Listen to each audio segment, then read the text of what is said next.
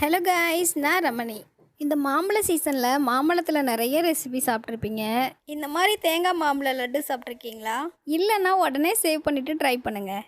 தேங்காய் மாம்பழத்தோட நல்லா மிக்ஸ் ஆகி சாப்பிட டேஸ்ட்டு சும்மா அமேசிங்காக இருக்கும். லட்டு பண்ணுறதுக்கு தேங்காயை உடைச்சி அதோட தோலை ரிமூவ் பண்ணிக்கலாம். தேங்காயை தண்ணியில் நல்லா கழுவிட்டு துணியில் தொடச்சி ட்ரை பண்ணிக்கலாம். இதை சின்ன சின்ன பீசஸாக கட் பண்ணிவிட்டு ஜாரில் சேர்த்துட்டு இந்த மாதிரி அரைச்சிக்கலாம். மாம்பழத்தை கட் பண்ணிவிட்டு அதோட சதையை மட்டும் எடுத்துகிட்டு மிக்சர் ஜாரில் சேர்த்துட்டு அதோட சர்க்கரை ஏலக்காய் விதையும் சேர்த்துட்டு நல்லா ஸ்மூத்தாக அரைச்சிக்கலாம். இப்போ ஒரு பேனில் துருவின தேங்காவை சேர்த்துட்டு கலர் மாறாமல் தண்ணி ஃபுல்லாக ட்ரை ஆகிற அளவுக்கு வறுத்துக்கலாம். இதோ இந்த மாதிரி இதில் அரைச்ச மாம்பழத்தையும் சேர்த்துக்கலாம். ஒரு 5 நிமிஷம் நல்லா மிக்ஸ் பண்ணிக்கலாம். இதில் 1/4 கப் அளவுக்கு பால் பவுடரையும் சேர்த்துட்டு ஒரு 2 நிமிஷத்துக்கு நல்லா கலந்து கொடுத்தோன்னா இந்த மாதிரி நல்லா திக்காகும். ஸ்டவ் ஆஃப் பண்ணிவிட்டு ஆறுனதும் சின்ன சின்ன உருண்டையாக பிடிச்சிக்கலாம்.